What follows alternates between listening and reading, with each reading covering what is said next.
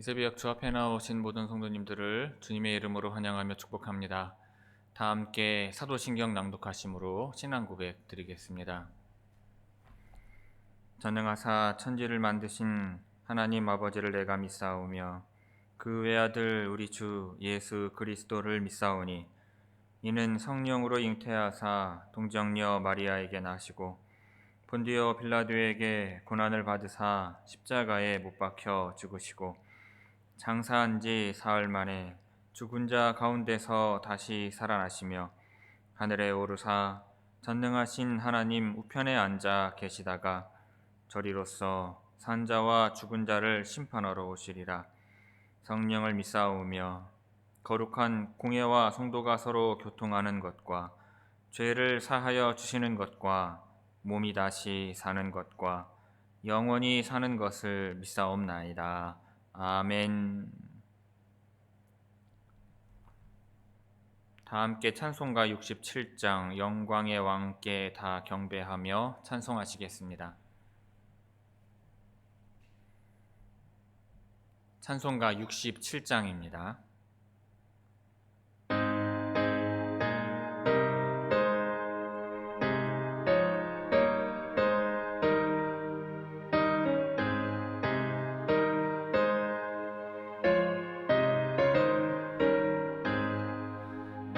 영광의 왕께 다 경배하며 그 크신 사랑 늘 찬송하라. 예부터 영원히 참방패시니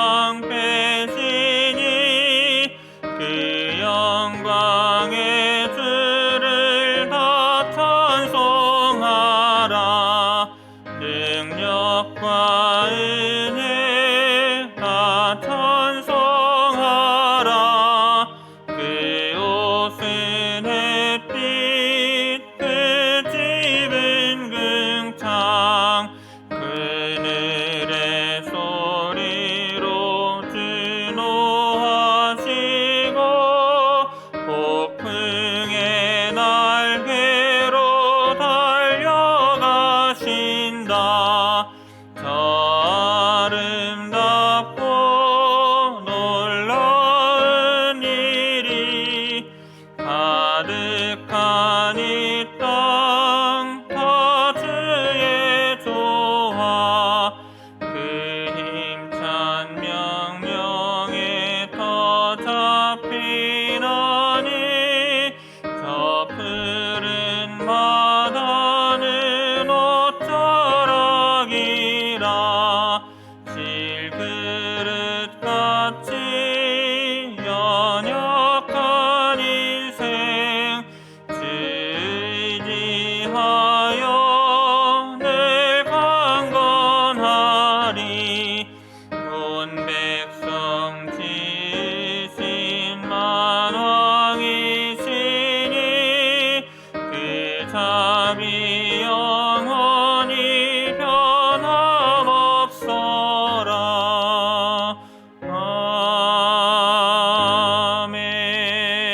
아멘. 이 새벽 우리에게 주시는 하나님의 말씀은 마태복음 2장 13절에서 23절의 말씀입니다.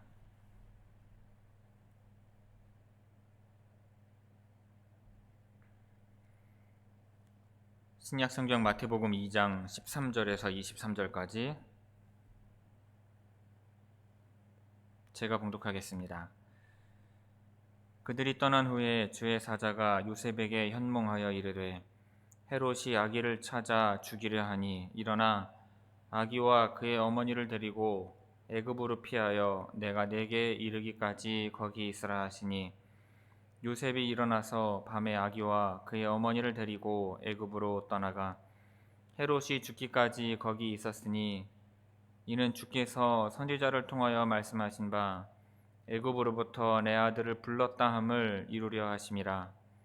이에 헤롯이 박사들에게 속은 줄 알고 심히 노하여 사람을 보내어 베들레헴과 그 모든 지경 안에 있는 사내 아이를 박사들에게 자세히 알아본 그때를 기준하여 2살부터 그 아래로 다 죽이니 이에 선지자 예레미야를 통하여 말씀하신 바 라마에서 슬퍼하며 크게 통곡하는 소리가 들리니 라헬이 그 자식을 위하여 애곡하는 것이라. 그가 자식이 없으므로 위로받기를 거절하였도다 함이 이루어졌느니라. 헤롯이 죽은 후에 주의 사자가 애굽에서 요셉에게 현몽하여 이르되 일어나 아기와 그의 어머니를 데리고 이스라엘 땅으로 가라. 아기의 목숨을 찾던 자들이 죽었느니라 하시니 요셉이 일어나 아기와 그의 어머니를 데리고 이스라엘 땅으로 들어가니라. 그러나 아켈라오가 그의 아버지 헤롯을 이어 유대의 임금됨을 듣고 거기로 가기를 무서워하더니 꿈에 지시하심을 받아 갈릴리 지방으로 떠나가 나사렛이란 동네에 가서 사니 이는 선지자로 하신 말씀에 나사렛 사람이라 칭하리라 하심을 이루려 함이러라. 아멘. 이 새벽 말씀을 통해 주시는 은혜가 함께 하시는 모든 분들 위해 충만하게 임하기를 바랍니다. 오늘 말씀은 동방 박사들이 떠난 후에 요셉의 가족이 나사렛에 정착하기까지의 이야기를 세 부분으로 나누어서 설명을 하고 있습니다. 요셉의 가족이 애굽으로 피신한 상황과 헤롯이 베들레헴의 유아들을 학살하는 내용, 그리고 요셉의 가족이 돌아와서 나사렛에 정착하는 과정, 이렇게 보여줍니다. 그런데 마태는 이 사건들이 모두 예언이 이루어진 것임을 밝힙니다. 자, 먼저 13절에서 15절은 요셉의 가족이 이집트로 피신하는 내용입니다. 주의 사자가 또다시 요셉의 꿈에 나타나 헤롯을 피해서 도망갈 길을 알려줍니다. 헤롯이 아기를 죽이려고 하니 가족 모두 애굽으로 피하고 다음 지시가 있을 때까지 그곳에 있으라는 것입니다. 마태는 예수님을 종종 모세에 빗대어서 묘사를 하는데 베들레헴의 유아들을 죽이려는 헤롯의 소나기에서 예수님이 탈출하여 구조되는 장면은 이스라엘의 유아들을 죽이려는 바로의 손으로부터 모세가 구출되는 사건이 연상이 됩니다. 이것은 한편으로는 헤롯이 다스리는 이스라엘 땅이 바로가 다스리는 이집트와 다를 바 없게 되었다는 것을 암시하기도 합니다. 요셉은 주의 사자의 지시에 따라서 가족들을 데리고 밤에 애굽으로 떠나서 헤롯이 죽기까지 애굽에 머무릅니다. 이 역시 모세가 이스라엘 민족들을 이끌고 밤에 애굽에서 나와서 바로가 홍해에서 죽기까지 보호받은 사건을 기억나게 합니다. 이렇게 헤롯의 손에서 예수님께서 벗어난 것을 두고 마태는 주께서 선지자를 통해 말씀하신 바가 이루어진 일이라고 선언합니다. 그러면서 호세아 11장 1절을 인용을 하는데 이 구절을 보면 메시아에 관한 말씀도 아니고 예언도 아니에요. 호세아 11장 1절 원문을 보겠습니다. 제가 읽어보겠습니다. 이스라엘이 어렸을 때 내가 사랑하여 내 아들을 애굽에서 불러내었거늘. 자, 오늘 보면 15절과 비교해 보겠습니다. 헤롯이 죽기까지 거기 있었으니 이는 주께서 선지자를 통하여 말씀하신 바 애굽으로부터 내 아들을 불렀다 함을 이루려 하심이라 하였습니다. 자, 이 두 구절 모두 하나님께서 당신의 아들이라고 부르는 이 이스라엘을 애굽에서 불러내신 출애굽 사건을 묘사하고 있습니다. 자, 이스라엘의 출애굽한 사건하고 예수님께서 애굽으로 피신한 것이 어떻게 같다고 볼 수가 있을까요? 첫째로 하나님의 아들이신 예수님은요, 하나님의 아들이라 불려지고 있는 이 이스라엘을 대표하는 분입니다. 그렇기 때문에 대표이신 예수님께서 겪으신 일은 이스라엘이 겪은 일과 동일하기 때문입니다. 둘째로 출애굽 사건은 단지 과거에 일어난 사건일 뿐만 아니라 앞으로도 일어날 사건이기 때문입니다. 특히 메시아를 통해서 하나님의 백성이 죄와 악으로부터 구원받는 것은 출애굽에 빗대어 표현할 수 있을 것입니다. 그러니까 마태가 여기에서 주장하고 싶은 것은 이것입니다.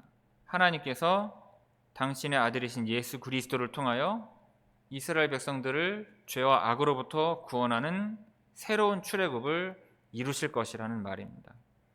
일종의 기대와 예언을 담은 말인 것이죠. 자, 13절에서 15절까지 함께 읽겠습니다. 13절에서 15절입니다. 자, 그들이 떠난 후에 주의 사자가 요셉에게 현몽하여 이르되 헤롯이 아기를 찾아 죽이려 하니 일어나 아기와 그의 어머니를 데리고 애굽으로 피하여 내가 내게 이르기까지 거기 있으라 하시니 요셉이 일어나서 밤에 아기와 그의 어머니를 데리고 애굽으로 떠나가 헤롯이 죽기까지 거기 있었으니 이는 주께서 선지자를 통하여 말씀하신 바 애굽으로부터 내 아들을 불렀다 함을 이루려 하심이라. 아멘. 자, 이어서 16절에서 18절은 헤롯이 베들레헴의 유아들을 학살하는 내용입니다.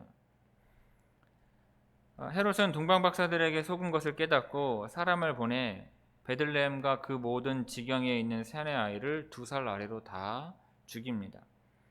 자신의 권력에 위협이 되는 메시아를 제거하고자 대량 학살도 마다하지 않는 그의 잔인함이 드러나고 있죠. 여러분, 이 역시도 바로가 이스라엘의 사내 아이들을 학살했던 사건을 기억나게 합니다. 근데 이 베들레헴의 유아들이 죽임당할 것은 선지자 예레미야가 예언한 바가 있습니다.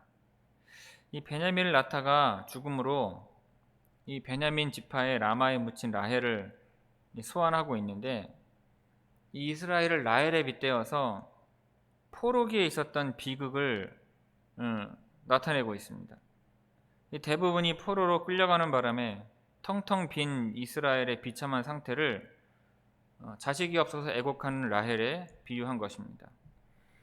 이 자식을 잃어서 텅텅 빈 베들레헴의 슬픔을 표현하면서 동시에 이것은 여전히 이스라엘이 악한 자들의 포로로 잡혀 있는 것과 마찬가지임을 드러내고 있는 것입니다. 그런데 예레미야 31장은요, 예레미야 31장의 예언은 이와 같은 슬픔으로 끝나지 않습니다. 16절을 보면 라헬의 자식들이 대적의 땅에서 돌아오리라 이렇게 예언하고 있어요.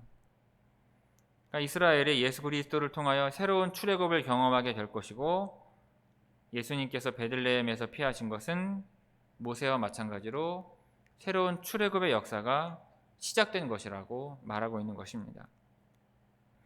자, 16절에서 18절까지 함께 읽습니다. 16절에서 18절입니다. 자, 이에 헤롯이 박사들에게 속은 줄 알고 심히 노하여 사람을 보내어 베들레헴과 그 모든 지경 안에 있는 사내 아이를 박사들에게 자세히 알아본 그때를 기준하여 2살부터 그 아래로 다 죽이니, 이에 선지자 예레미야를 통하여 말씀하신 바 라마에서 슬퍼하며 크게 통곡하는 소리가 들리니 라헬이 그 자식을 위하여 애곡하는 것이라. 그가 자식이 없으므로 위로받기를 거절하였도다 함이 이루어졌느니라. 아멘. 마지막으로 19절에서 23절은 요셉의 가족이 돌아와서 나사렛에 정착하는 내용입니다. 자, 주의 사자가 요셉의 꿈에 다시 나타나서 아기의 목숨을 찾던 자들이 다 죽었으니 가족을 데리고 이스라엘 땅으로 돌아가라고 지시를 합니다. 이 역시도요, 미디안 광야로 피신해 살던 모세에게 그의 목숨을 노리던 자가 다 죽었으니 애굽으로 돌아가라고 지시하신 사건을 기억나게 합니다. 자, 헤롯이 죽은 후에요, 로마 황제 아우구스도는 이스라엘 땅을 나누어서 그 헤롯의 아들들에게 각각 다스리도록 허락을 합니다. 그 중에서 헤롯 아켈라오가 유대와 사마리아와 이둠의 지역을 다스리게 돼요. 그런데 그 또한 포악한 통치자였기 때문에 요셉은 유대 지방으로 돌아가기를 두려워했습니다. 그러자 다시 한번 꿈을 통해 지시를 받게 되었고, 이에 갈릴리 지방으로 떠나게 돼요. 요셉의 가족이 갈릴리 나사렛이라는 동네에 정착하므로 이 나사렛 사람이라 칭하리라는 이 선지자들의 예언대로 됩니다. 나사렛은요, 메시아의 성장 환경으로는 너무 작고 정치적인 인지도가 전무한 마을입니다. 하지만 예수님께서 이 하찮은 마을인 나사렛 출신이 되신 것이 메시아의 신분에 어긋나는 것이 아니라 오히려 메시아로서의 정체성과 고난받는 종으로서의 사명에 더 더 잘 어울린다고 할 수 있을 것입니다. 자, 19절에서 23절까지 함께 읽습니다. 19절에서 23절입니다. 헤롯이 죽은 후에 주의 사자가 애굽에서 요셉에게 현몽하여 이르되 일어나 아기와 그의 어머니를 데리고 이스라엘 땅으로 가라. 아기의 목숨을 찾던 자들이 죽었느니라 하시니 요셉이 일어나 아기와 그의 어머니를 데리고 이스라엘 땅으로 들어가니라. 그러나 아켈라오가 그의 아버지 헤롯을 이어 유대의 임금됨을 듣고 거기로 가기를 무서워하더니 꿈에 지시하심을 받아 갈릴리 지방으로 떠나가 나사렛이란 동네에 가서 사니 이는 선지자로 하신 말씀에 나사렛 사람이라 칭하리라 하심을 이루려 함이로라. 아멘. 성도 여러분, 구약 성경은 예수님에 관한 예언들로 가득합니다. 그 예언들은 예수님의 탄생부터 공생애 그리고 죽음과 부활을 촘촘하게 담아내고 있어요. 우리는 예수님의 생애 속에서 이 구약의 예언이 이루어지는 것을 보며 예수님이 메시아로서 하나님의 뜻을 온전히 이루셨음을 확인하게 됩니다. 이 헤롯의 질투와 두려움은요, 결국 예수님을 향한 살이로 번져가죠. 하나님은 예수님을 애굽으로 피신시킴으로 헤롯의 위협으로부터 벗어나게 하셨습니다. 이것은 애굽의 바로가 모세를 죽이려 했으나 하나님께서 모세를 보호하신 것처럼 헤롯으로부터 예수님을 보호하신 것입니다. 모세는요, 애굽에서 노예로 살면서 고통당하던 이스라엘 백성을 애굽에서 이끌어냈습니다. 마찬가지로 예수님은 죄의 고통 속에 얽매인 자들을 구원하시는 하나님의 뜻을 이루어 내십니다. 호세아 11장 1절에는요, 애굽에서 내 아들을 불렀다 라는 말씀이 기록되어 있는데, 이 말씀은 모세가 이스라엘 백성들을 애굽에서 이끌어낸 출애굽 사건을 일컫는 것입니다. 하지만 궁극적으로는 예수님을 통해서 죄인들을 구원하시려는 하나님의 뜻을 내포하고 있습니다. 헤롯과 같은 악한 세력들은요, 하나님의 뜻을 막으려고 하지만 결코 막을 수 없습니다. 하나님은 예수 그리스도를 통해 죄인들을 구원하실 계획을 세우셨고 그 뜻은 지금도 막힘없이 진행되고 있기 때문입니다. 작은 씨 하나가 자라면 공중에 새가 깃들일 만큼 커다란 나무가 되는 것처럼 죄인들을 구원하시고 이 땅에 하나님 나라를 세워가시는 하나님의 계획은 역사 속에서 지금도 이루어지고 있습니다.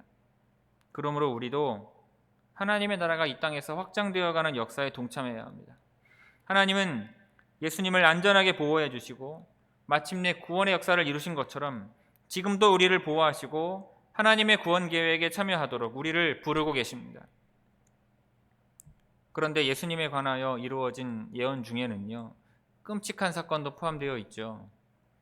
헤롯이 예수님을 죽이려고 베들레헴과 그 모든 지경 안에서 2살 이하의 남자아이들을 학살한 사건입니다.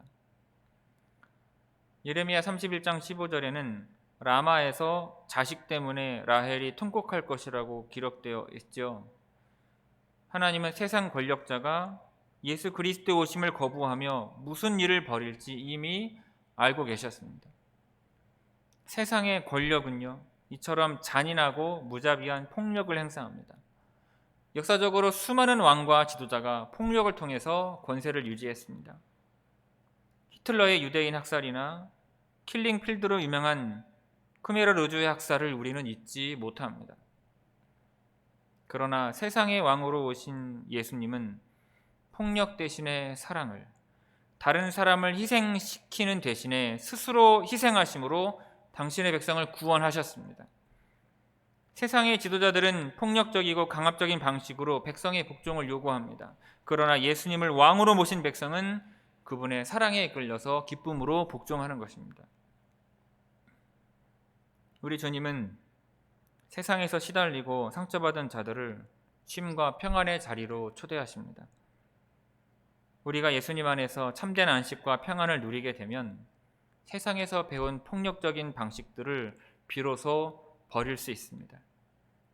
하나님은 우리가 예수님의 사랑을 배워서 그 그 사랑 안에서 마침내 선한 열매를 맺도록 우리를 변화시키실 것입니다. 그러니 이 소망을 우리 마음에 약속의 말씀으로 간직하시길 바랍니다. 여러분, 예수님은 구약에 약속된 모든 말씀을 이루신 진정한 왕이십니다. 우리는 과거에 예수님이 아닌 우리 자신과 우리의 욕망을 왕으로 섬기면서 살았습니다. 예수님을 왕으로 모시지 않은 삶에는요, 고통과 상처와 폭력이 있을 뿐입니다. 예수님은 이제 우리의 선한 목자가 되셔서 사랑으로 우리를 인도하시고 우리가 참된 안식과 평안을 누리게 하실 것입니다. 그런 일을 믿고 오늘도 주님을 믿고 따르는 모든 성도님들 되시기를 주님의 이름으로 축원합니다. 기도하겠습니다. 아버지 하나님, 구약의 예언을 모두 이루어 가시며 예수 그리스도를 구원자로 세우신 하나님의 그 역사와 능력을 봅니다. 주님, 하나님의 뜻 안에서 구원의 역사와 이 세상을 다스려 가시는 하나님의 섭리를 더욱더 보게 하시고 오늘도 우리와 함께 하셔서 하나님의 역사와 하나님의 섭리로 우리의 삶을 다스려 가시는 하나님을 보게 하여 주옵소서. 하나님의 뜻 안에서 모든 것이 순조롭게 이루어가게 하옵시고 하나님의 뜻을 거부하는 그 모든 세상의 악한 세력들 하나님 단죄하시며 심판하셔서